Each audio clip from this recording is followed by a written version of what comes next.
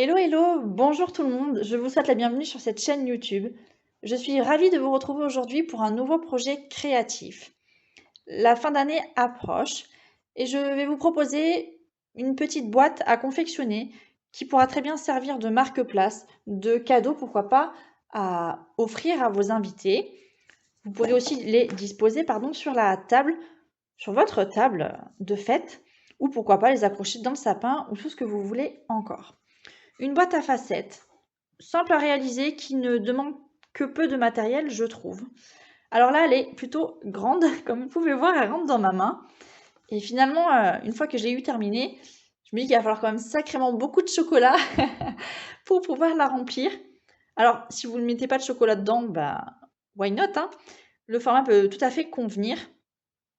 Néanmoins, si vous la remplissez, gare au mal de ventre, aux crises de foie et à la prise de poids surtout, après plein de bons repas. Voilà. Donc je vais vous la proposer aujourd'hui dans une taille un petit peu plus petite, plus raisonnable et plus rentable peut-être, puisqu'on va prendre une feuille pour confectionner 2 boîtes. Voilà, alors que là, il m'aura fallu une feuille pour une boîte. En tout cas, c'est une boîte que j'avais envie de faire depuis vraiment très longtemps et donc je suis contente de la faire aujourd'hui. Vous voyez, j'ai pas trop abusé sur la déco. J'ai pris une feuille de papier ici unie, 2 morceaux de feuilles de papier à motif et ensuite j'ai pris avec ce que j'avais, ce joli ruban ici pailleté, les flocons qu'on retrouve dans le catalogue saisonnier et puis après j'ai pris ce qu'il y avait chez moi. Donc pour refaire cette boîte, hop, je suis partie avec ces tons là. Donc là on a du gris granit. Les petits papiers je les ai déjà découpés. C'est de la collection l'éloquence simple. Et j'ai découpé 2 morceaux comme ça à la place des cercles. Bon, là on verra au fur et à mesure. En tout cas, ce que ça vous montre, hein, c'est que vous pouvez utiliser le matériel que vous avez, même s'il n'est pas tout à fait similaire ou identique au mien, vous allez y arriver et surtout ça sera personnalisé. Bien évidemment, si jamais vous souhaitez obtenir des produits que j'ai utilisés, vous pouvez vous rendre directement sur ma boutique en ligne pour les commander et vous les procurer. Pour confectionner cette boîte, donc un peu plus petite, on va avoir besoin ici de la moitié d'une feuille A4, donc celle-ci mesure 14,5 sur 21 cm. 14,5 sur 21. On va avoir également besoin de 2 morceaux de papier à motif de 4,5 cm sur 9 cm. Alors, j'aurais pu pour celui-là prendre du papier gris foncé, gris souris, mais j'avais peur que ça fasse vraiment trop ton sur ton, et pour le coup que ça fasse vraiment pas fête, que ça fasse plutôt triste, hein. Donc voilà, j'ai mis un petit peu de gris un peu plus clair, et je pense que ça devrait tout à fait convenir. On est donc parti. Alors, dans notre feuille, on va venir faire des plis tous les 5 cm. Donc cette partie qui fait 21, on va la plier à 5, 10, 15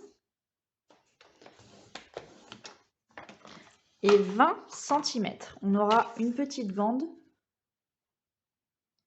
d'un seul centimètre qui nous servira de petit rabat qu'on viendra coller par la suite. Là, vous voyez bien mes plis. Et ensuite, on va venir plier ici à 5 cm du bas. La bande qu'on vient de tracer ici, ça va être en fait, le dessous de notre boîte. Voilà, avec chacune des facettes. Maintenant, j'ai quand même fait un petit modèle. On va venir plier en diagonale un grand rectangle sur 2 et on va commencer par le grand rectangle qui est à côté de la languette. Donc pour plier en diagonale, 2 possibilités. Soit vous utilisez une règle et votre outil touche à tout et avec le stylet ou l'embout rond, vous venez tracer un pli comme ça. Soit vous utilisez la lame gris du massicot, celle qui plie. Donc vous allez voir, je vais peut-être faire des 2 manières.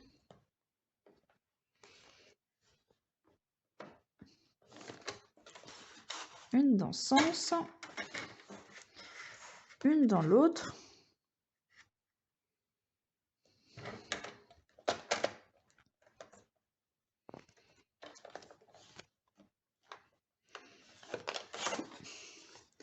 Alors là, les croix, elles sont OK. Je préfère moi plier avec le massicot, le coupe-papier. Néanmoins, je vous avoue que plier avec la règle, c'est quand même tout aussi simple. Surtout que là, il fait pas nuit. Bon, même s'il fait gris. Et j'y vois encore. Donc je vais vous montrer. Mais c'est vrai que si vous avez des petits problèmes de vue, cette option, c'est celle qui me semble la plus efficace.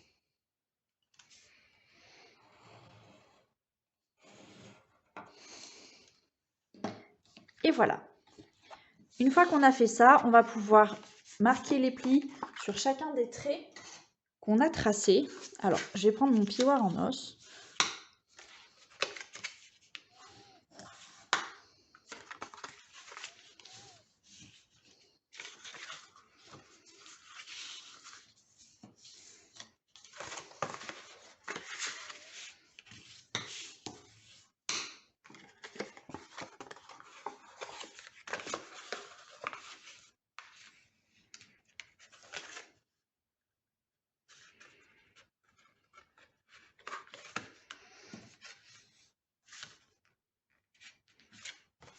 Hop, comme ça. Je suis super concentrée, hein. Et idem sur la dernière partie.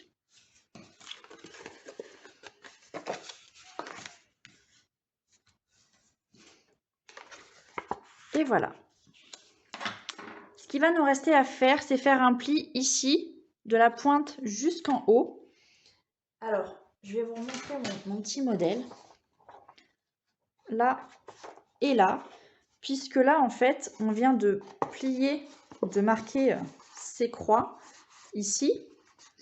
Et pour avoir le petit rabat à l'intérieur, il va falloir qu'on plie là également. Donc là, c'est pareil. Soit vous utilisez votre coupe-papier, soit vous faites un petit repère. Moi, ici, j'ai des feuilles quadrillées. Donc, c'est beaucoup plus simple pour m'aider à mesurer. Vous allez voir, sachant que ces colonnes mesurent 5 cm. Donc, je vais me mettre au milieu, hein, donc c'est 2,5. Donc là, je mets des grilles pour tracer un pli. Je ne sais pas si vous avez bien compris. Ici, hein, c'est à 2,5 cm de chaque bord. Et je vais faire la même chose ici. Alors, j'aligne mon papier et je vais venir replier.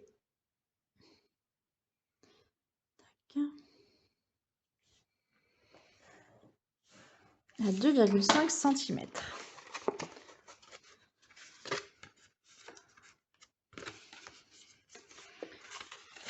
Hop, et là également. Voilà. On va pouvoir coller nos deux bandes de papier à motif ici. Donc je vais les coller avec de la colle liquide.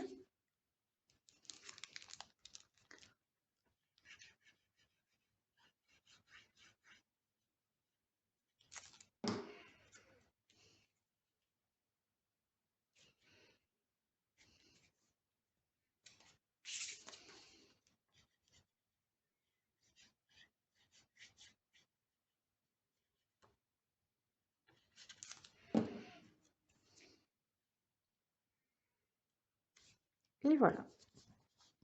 Et on va maintenant pouvoir couper les bouts qui sont en trop pour pouvoir assembler notre boîte. Alors, on va couper ici déjà chacune des languettes.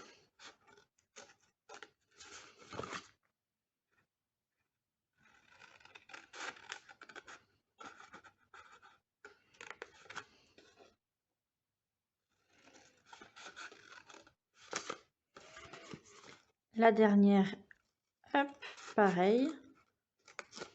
Celle-là, on va couper en petits biseaux. Ce sera beaucoup plus facile pour l'assembler. Alors, la dernière languette, on va la laisser telle qu'elle. Celle d'à côté, on va les couper en biais. Ça sera plus simple pour les coller. Si jamais on a un petit millimètre d'écart ou un peu plus, au moins ça sera masqué. Et dessous, bah, ça sera nickel. Et on en laisse une à la bonne taille. Comme ça, dessous, bah, on verra pas. La supercherie, j'ai envie de dire. Alors, hop. Je peux vous dire que le temps qu'on a, c'est un vrai temps à scraper, je trouve. On n'a pas envie de faire grand chose d'autre. Donc on va assembler d'abord la languette ici. Donc cette partie, elle va ressortir en pointe en fait, comme ça. Pour coller cette partie, moi je vais utiliser du double face. Vous pouvez utiliser le dévidoir à colle. La colle liquide aussi, mais enfin là normalement il y a peu de chances de se tromper. Je change mon embout. Hop. De mon outil touche à tout et je vais venir coller les parties entre elles.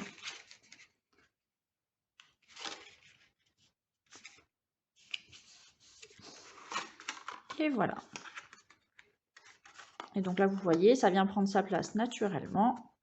Je peux replier quand même les plis et on va pouvoir coller en bas. Donc on fait attention, ici c'est ma grande languette qui est à la bonne dimension. Je vais la mettre en dernier.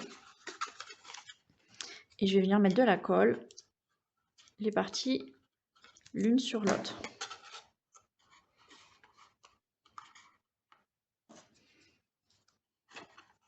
Alors, je sais déjà que ça va pas être droit.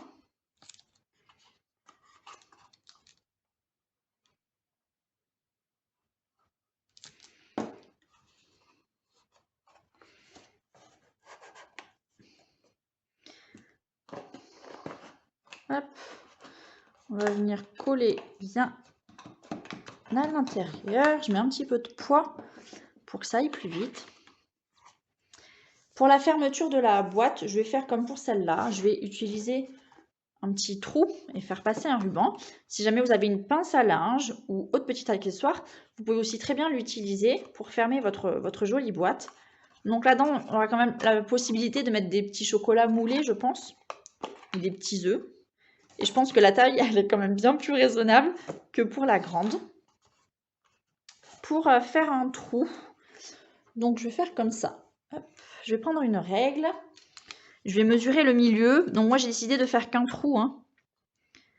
Donc 5 cm. Je vais faire un petit repère à 2,5.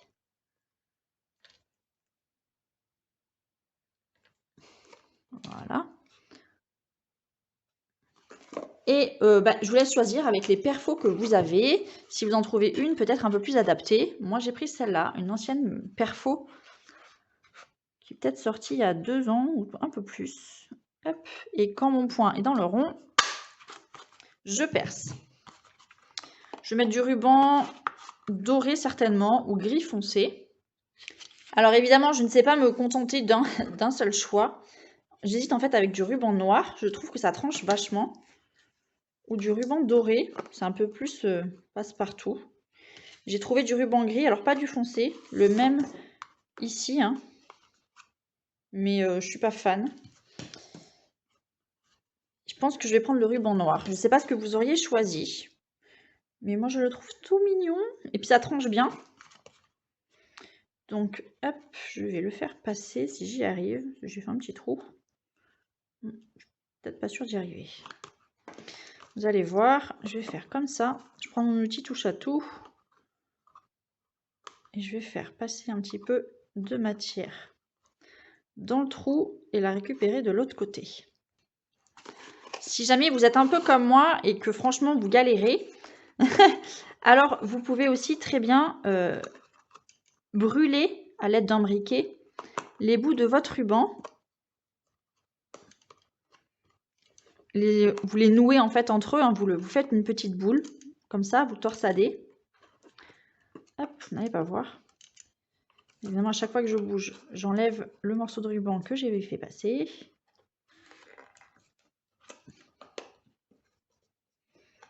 Celui-là est quand même assez épais, je dois bien l'avouer. Je n'ai peut-être pas choisi le meilleur. J'ai mis celui qui me plaisait le plus.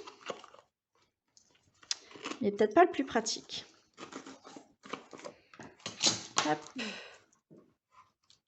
Alors, vous êtes souvent pas mal à me demander la taille du ruban. Vous voyez, là, il fait à peu près 40. Je mesure jamais vraiment parce que je suis pas trop à l'économie, en tout cas pas pour le ruban. Et j'essaye déjà de faire un nœud. Alors, je vais pas dire forcément parfait, mais joli. Et une fois que j'ai fait un joli nœud, je recoupe. J'ai toujours peur de couper trop court, de galérer plus que prévu. Et finalement de me retrouver avec du ruban trop court et de ne pas arriver à faire quelque chose de correct. Donc voilà, le ruban, je n'économise pas, si je puis dire. C'est pas droit. C'est comme les cheveux, on coupe et on s'arrête jamais. Je vais venir ensuite positionner ici mes deux étiquettes que j'avais déjà prédécoupées. Donc celles-là sont les étiquettes dans les formes à coudre. Alors celle-là, elle est peut-être un petit peu grande, la grille foncée, je conçois. Je vais voir si je peux pas mettre un peu plus petit. Mais non, en fait, je vais laisser comme ça me va bien. Alors, je vais coller avec de la mousse, des stampines dimensionnelles, de la mousse 3D. J'en récupère beaucoup parce que j'ai acheté pas mal de kits de cartes, notamment pour la fin d'année. Et donc, c'est vrai qu'il y a toujours un petit peu plus, même beaucoup plus. Et donc, je récupère des planches de mousse 3D. C'est franchement pas perdu. Hop. Je suis une grande addict du relief. Et je suis certaine que si vous me suivez depuis quelques temps, vous devez l'être aussi. Non, je vais la coller ici. Je vais le mettre en relief aussi. Allez. Pas de chichi. Je vais mettre 3 morceaux. Comme ça, ça devrait bien coller.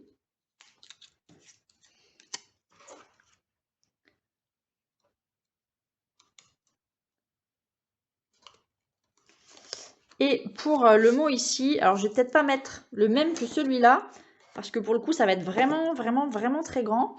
Je vais essayer de voir quelque chose de choupinou, un peu plus petit pour pouvoir le glisser par là.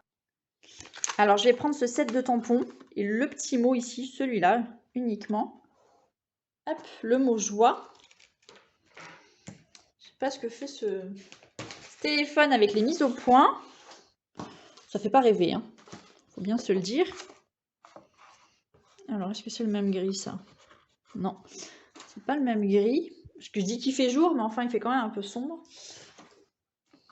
Et je vais tamponner ça en gris foncé, je pense. Joie, ça sera pas mal. Alors, on va prendre un bloc. Le gris foncé, donc c'est gris souris.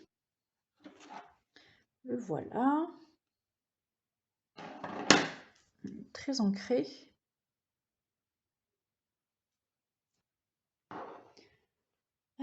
Est-ce qu'on mettrait peut-être pas quand même des petites étiquettes, des petites étoiles, des petits motifs, on verra après. Je vais le découper dans une forme rectangulaire. Donc là, je vais prendre les framelis, les poinçons. Ça dépend comment vous les appelez. Les poinçons rectangles surpiqués. Par là.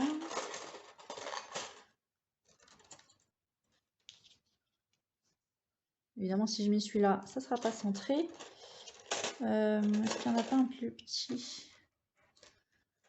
Celui-là, ça va pas.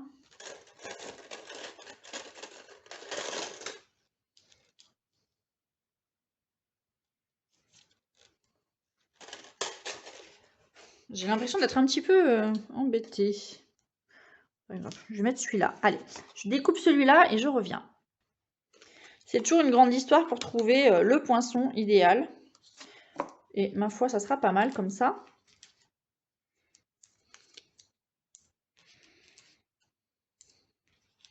Je vais en mettre 4. Je suis très généreuse. Apparemment, j'ai beaucoup de petits trucs en, en rab.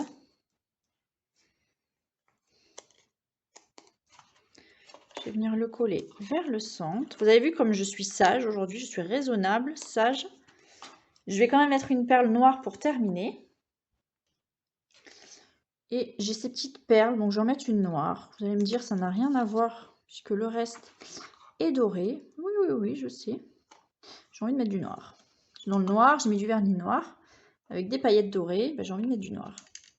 Je vais mettre une ici et une de l'autre côté. Hop.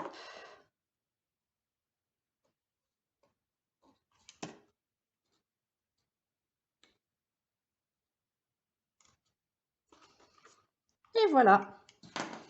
Donc cette boîte à facettes est terminée. Deux versions différentes avec forcément deux tailles différentes. Vous avez en tout cas compris le principe de pliage. Je pense que si vous prenez une feuille, vous serez tout à fait capable de mesurer ou d'agrandir cette boîte pour aller jusqu'à cette taille. Sachant qu'ici, j'ai pris une page A4 du coup, qui faisait 21 sur 29,7, 21 étant la hauteur. Et chacun de mes côtés fait 7 cm. J'espère que cette boîte vous plaît, ce projet vous plaît. Je vous souhaite en tout cas une très très bonne journée et j'espère vous revoir très vite. À très bientôt. Ciao ciao.